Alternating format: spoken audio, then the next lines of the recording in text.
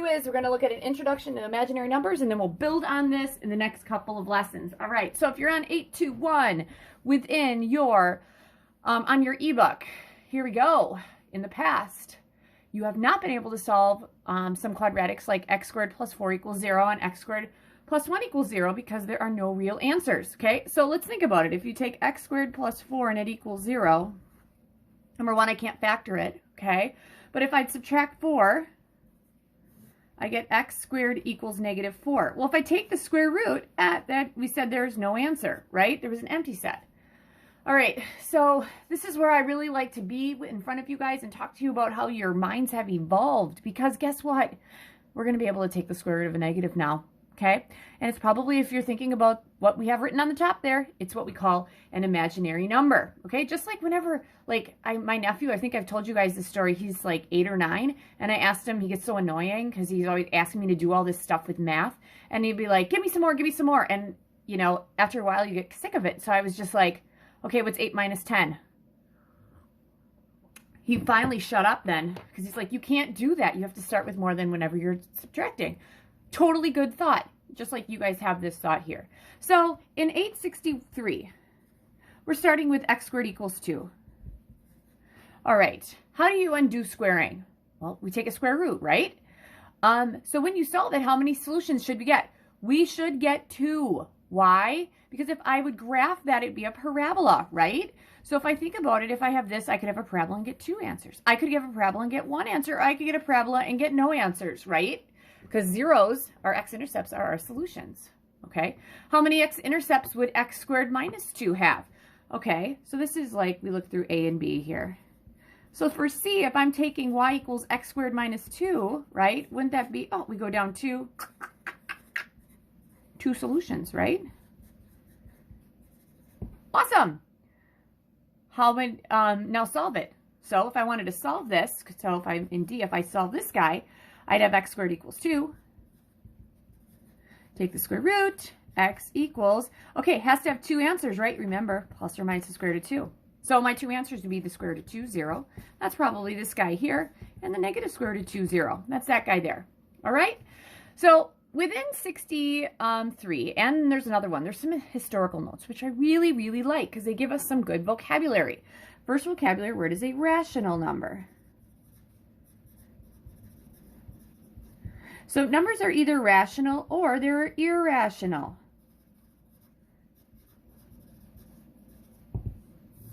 All right, so here's what the historical note says. So in ancient Greece, people believed that all numbers could be written as fractions or of whole numbers, and they were called rational numbers. So a rational number is any number that can be written as a fraction.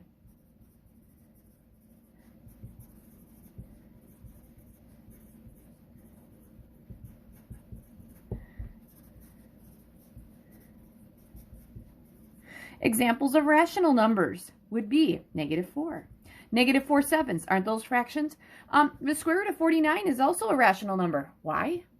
Because it's 7, so that's rational. Now, if it's irrational, it's any number that cannot be written as a fraction.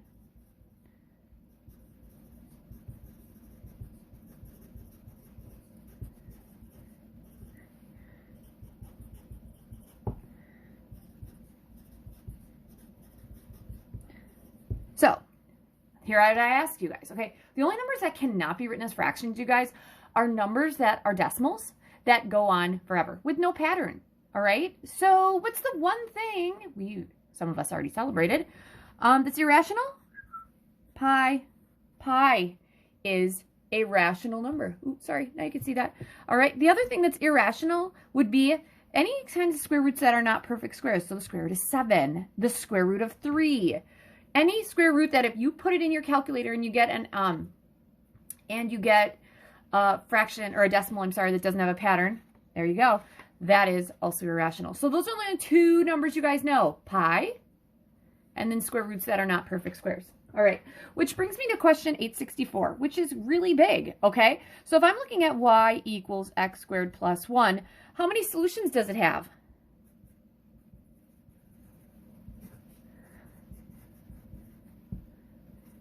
Well, from the previous thing that I just showed you, okay, it's a second-degree polynomial. It could have 2 answers, 1 or none. All right? at it. If I graph this thing, it should be moved up 1. It has no solution, because there are no x-intercepts. All right. So mathematicians throughout history, this is question 64, have resisted the idea that some equations are not solvable. They don't like giving up as easily as other people. Still, it makes sense that x squared plus 1 equals 0 cannot be solved because the graph of x squared plus 1 does not intersect the x-axis, right? So what happens? So when I take that and I find your x-intercepts, because that would be where y is 0, right? We're going to have 0 equals x squared plus 1. Subtract 1. Negative 1 equals x squared. Take the square root. There we go. No real solution. Can't take the square root of a negative. So that's what happens. Oh, guess what? We're going to have something cool happens. Okay, so I always like this one. So imaginary numbers. In some ways, each person's math education parallels the history of mathematical discovery. When you were younger, if you were asked how many times does 3 go into 8, or what's 8 divided by 3, you would say 3 does not go into 8. Then you learned about numbers other than whole numbers, and the question had an answer. Later, if you were asked what numbered square makes 5, you would have said, no number squared makes 5. Then you learned about numbers other than rational numbers, and you could answer that question. Similarly, until about 500 years ago, the answer to the question, what number square makes -1, was no number squared makes -1. Then something remarkable happened. An Italian mathematician named Bonicelli, or Bombacelli, used a formula to find the roots of third-degree polynomials. Within the formula was a square root. And when he applied the formula to a particular equation, the number under the square root came out negative. Instead of giving up, because he didn't give up, he had a brilliant idea. He had already figured out that the equation had a solution. So he decided to see what would happen if he pretended there was a number he could square to make it negative. Remarkably, he was able to continue the calculation, and eventually the quote-unquote imaginary number disappeared from the solution. More importantly, the resulting answer worked. It solved his original equation. This led to the acceptance of so-called imaginary numbers. The name stuck, and mathematicians became convinced that all quadratic equations do have solutions. Of course, in some situations, you will only be interested in real numbers, that is, the solutions not having the imaginary parts. So I'm actually on my ebook right now, so I need to have an imaginary number. This is important. So the definition that the CPM books, it's the set of all numbers created by multiplying the imaginary number I. Ooh, we haven't even talked about that. By every possible number. Okay, so imaginary numbers are defined as I. Okay, that's why in math you're not going to see very many variables with I. Now I is the square root of -1. Okay, so then I kind of usually go off the beaten path here, you guys, and I start talking about what different things could mean. So if I have I, then I'd have I squared, I cubed, and I to the 4th. Now I'm going to tell you I cubed I do not use that much. I use I squared, and I to the 4th. So would it make sense that I squared, wouldn't you take the I, which would be the square root of -1, and square it? What happens when you square a square root? It undoes it. Good job. All right, so the square root of -1 squared is -1. Now, I cubed is different because I cubed, what I'm going to do is I'm going to take an I squared times an I. Well, I squared is -1, and that's going to be times I, okay? Because you don't, in math, you don't use the square root of -1, you use I. Wouldn't this just be -I? And I'm going to tell you right now, whoop, there we go. I don't usually use it that much. Now, I to the 4th, what would you break that up into? Well, that makes sense to be an I squared times an I squared, okay? The reason I'm using I squared times I squared is because I squared is -1. If I multiply that by -1, isn't that 1? All right, so for I, squares to -1s are I's. Anytime I see an I squared, you guys, I have to put a -1 down. I cubed, I'm really not going to see. I to the 4th is going to be 1, all right? So the square root of -1 is equal to I squared is equal to -1. I cubed is the opposite of I. Don't use that much. And I to the 4th simplifies down to 1. Okay, so that brings me down to question 65. Okay, so for question 865, what they want us to do is for A, take the square root of a -4. B, I'm going to take 2I times 3I. C, I'm going to take 2I, I'm going to square that, multiply it by -5I. And D, I'm going to look at the square root of -25. All right, so all we're going to do is simplify this, and then we'll look onto the next two questions, because it looks like, yep, we're about halfway done here. All right, so here we go. Square root of a -4. Here's what every kid's always going to do for me. The square root, isn't this the same thing as saying the square root of -1 times the square root of 4? All right, what's the square root of -1? That's an I. What's the square root of 1? 2. That's 2i. So I'm going to jump down to D because that's pretty much similar to it. Anytime kids see a negative, out is an imaginary. Is there a square root of 25? Yep, it's 5. So that's 5i. All right. In B, what we're going to do is we're going to multiply these together like they'd be x's. Well, isn't 2i times 3i going to be 6i squared? What's I squared? We said before that's -1. So 6 times a -1, isn't that -6? Boom, I'm done with that. All right, next one. I'm going to square this guy, okay? So 2 squared is 4. That's times I squared. That's going to be times a -5i. All right? Now, here's what I'm going to do. I know what I squared is -1. So I'm going to take 4 times -5, that's -20, times I squared is -1.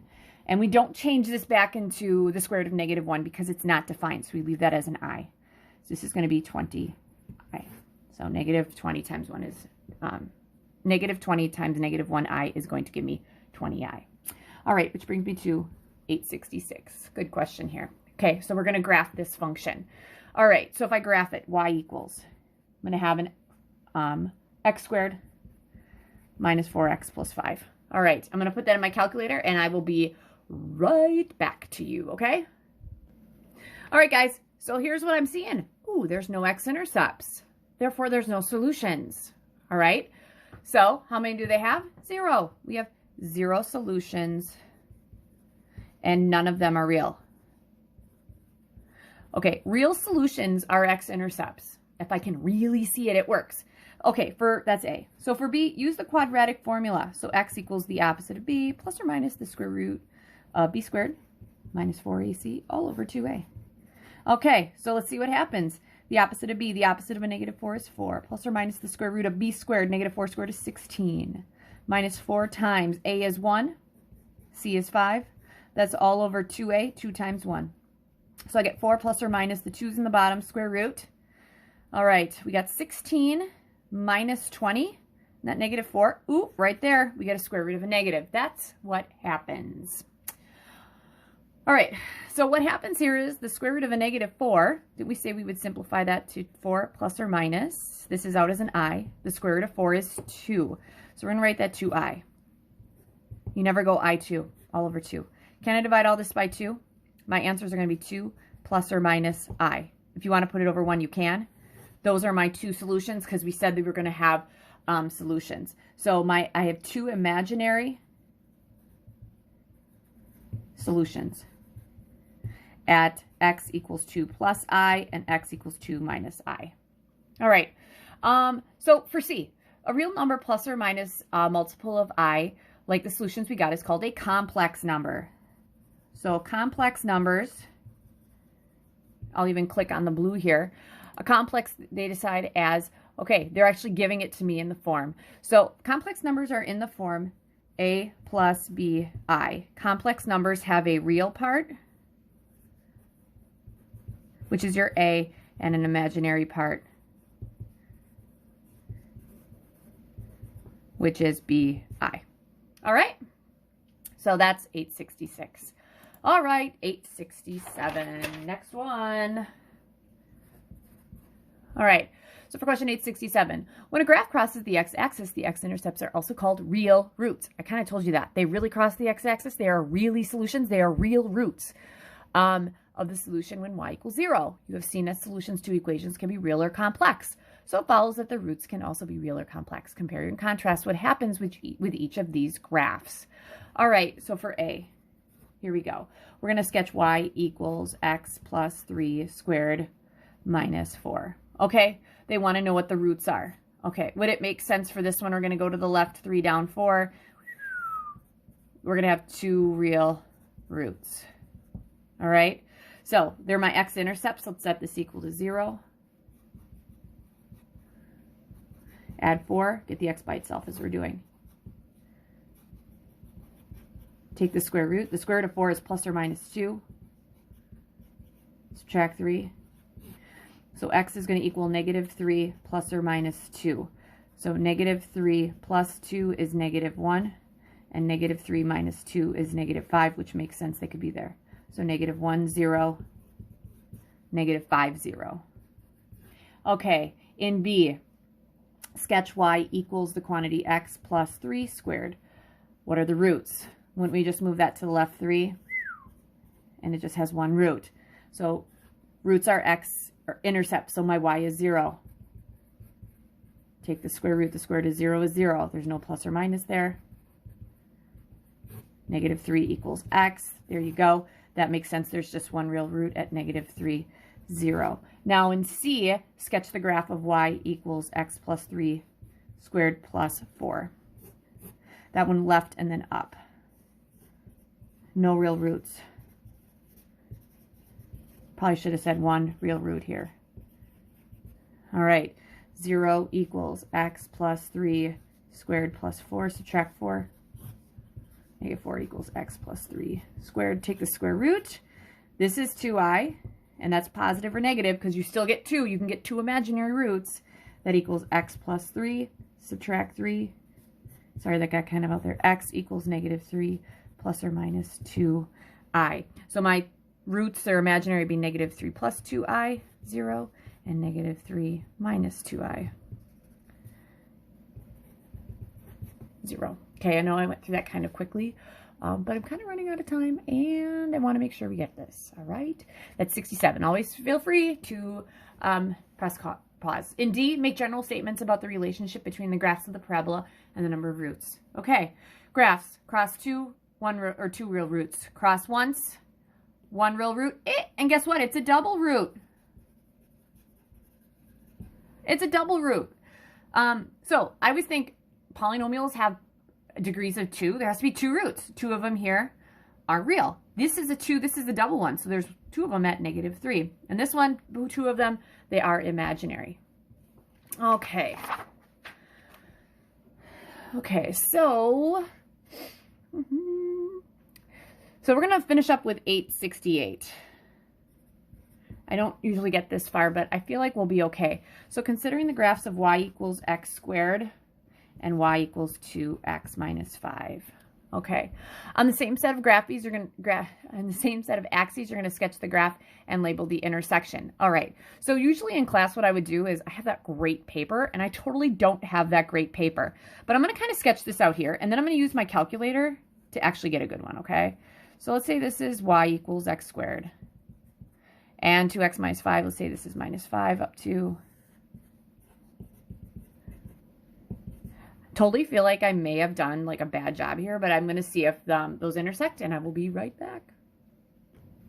All right, guys, I'm totally back. And you know what? I'm feeling really good about my picture because it doesn't look like they're ever going to intersect. Go me, feeling good about that. So what happens whenever we solve this system? So there should be no solution, right? So does it make sense I can use equal values? Because I can say this equals that. All right, so x squared equals 2x minus 5. All right, I'm going to subtract 2x from both sides and add 5. So I get x squared minus 2x plus 5 equals 0. Now, I'm willing to bet that since we're solving this one, this would be a parabola that doesn't hit the x-axis. But let's go ahead and we're going to solve this. I am going to use completing the square. So I'm going to take, this is x squared minus 2x. I'm going to put a plus 5 here, and that equals 0. So this has to be something times itself squared. And here's why I'm using the completing the square, you guys. I have a 2x here. I can divide that evenly. So this would be an x, a negative 1, and a negative 1. All right. So x times x is x squared. Negative 1 and negative 1 is negative 2. Negative 1 times negative 1, that's going to be a plus 1. So I need to add 1, which means I have to subtract 1 here. All right? And I'll probably switch this around in just a bit. So this whole thing is x minus 1 squared. 5 minus 1 is plus 4. That equals 0. Okay. Subtract 4. I'm solving for x now. Uh-oh, I love it. X minus 1 equals plus or minus. The square root of negative 4 is 2i, which makes sense. There's no solution. I'm getting imaginary solutions here. So x equals 1 plus or minus 2i. And that's important because the real part should come first. So this, there's no solution. And when you solve it algebraically, that means you get an imaginary. All right, so that brings us to 69. I'm not going to worry too much about that. The methods and meetings also has some definitions for imaginary and real and complex numbers. Those should all go into your notes with the irrational and rational stuff. All right, your homework is going to be questions 870 through, okay, 71 you can do, 72 you can do, 73 we can do, 74 we can do. Nice one in 74. 75 can do, 76, that's some new stuff we just had. 77, I can totally do 78. We're going to do through 878. All right, so